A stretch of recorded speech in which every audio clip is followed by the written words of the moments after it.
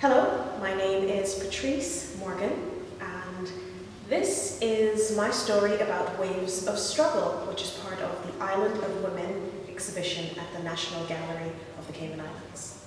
For me, I had a story inside of me that needed to be told, and this provided the perfect vehicle for that. Also, I felt drawn to the stories about women as the country moved from a turtling, farming, subsistence living economy into becoming a tourism and financial sector. You know, how did those women transition? How did their lives change? How did they respond to all of those changes? And I think that story needed to be told.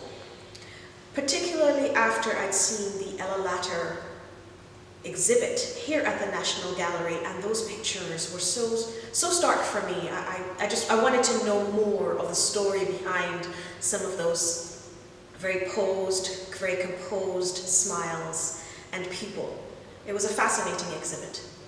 I actually went straight to the National Archive and asked for specific stories of women who had been part of their oral history project between the 1920s and the 1960s. And I chose such a wide range, one, because I didn't know what I would find. I had an idea just from some anecdotal stories that I'd heard about what life was in the 50s and in the 60s. But for me, I wanted a story or one story that I could use as an anchor. And it was from that process that I was introduced to the book that was done by the archive, The 32 Storm. And for me, that was an aha moment, because going through a storm that was quite as catastrophic as that one had to have changed people's lives. And for me, it's a crucible that really shows people's character. So I read through the book and I chose a few stories that I thought moved me. Didn't just think that they moved me, they did move me, and I built the storyline of Waves of Struggle around that whole process that they underwent during the 32 Storm. Most of the music that I actually selected and ended up using were CDs, yes, that old format CDs that I'd had in my collection of songs that really struck me as important. Things that I had thought of someday maybe doing a piece of choreography on, but never quite got to it. Particularly this one by Kingsley Etienne. The organ music was haunting, and it brought about themes of Jesus, of Christianity, of religion, that underpins so much of what happens in our history and our heritage and our culture. And for me, there was an aspect of that particular music, bringing in the aspect of Christianity, overlaid over what I thought were difficult themes of sexism, of domestic abuse, of women who had to subvert their own ambitions and desires to ensure that the family and that the head of the household were taken care of.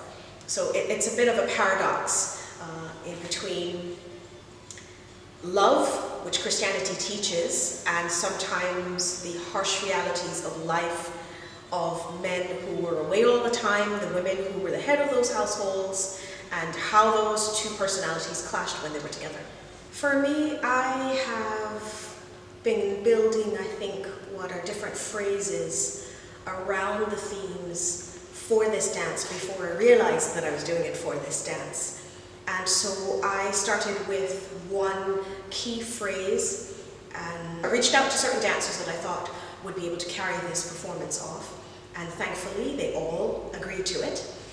I brought them together early in the process and taught them a phrase, and then built the rest of the dance around that phrase. And that phrase actually appears in the dance about 3/4 of the way through. But for me, I wanted to use language, movement language, that were from the Caribbean, that evoked images of folk dance. I also wanted to make sure that I used the quadrille or quadrille-like movements One, to make sure that it was rooted in the Caymanian context. And then I have a personal affinity for modern dance, mixed or fused with folk art. So I drew in a lot of those genres for different different movement choices. In terms of bringing the dancers together, we rehearsed. I made a commitment to them that I would, one, not keep the rehearsals too long. Two, that once we rehearsed, I would record it so that we could document and keep things going. One, because sometimes in the creative process you think of something really, really great and then you forget it in the next moment. But we documented the process. Each time we met a total of 8 times, and through those 8 times we built the choreography so strong that it was amazing. They did a really incredible job of bringing to life the vision that I had for this piece, the themes, the 4 stages or phases that I brought or distilled this topic down into. And it was hard because I had so many choices and so many things that I wanted to say, but I needed to be very clear, very concise, and this achieved it. I'd just like to thank the 3 dancers who made this performance possible. Miss Ika Eden-Martin, Miss Nicole Durant, and the very brave young lady, Miss Kayla Wright, who participated. This dance was a coming together of different pieces. Costume that I actually saw on a young lady at the craft market, the baskets that were woven by a local craftsperson, Miss Eileen McLaughlin, and also I introduced another element that I was pleased to share with the audience, one of my own poems. This was a collaborative piece in every sense, because the dancers helped to pull things out of the material that maybe I never saw. So I'd just like to thank the dancers for their participation and their input into making this performance the best that it was. And thanks to the National Archive as well too for the great material and support and help that they provided.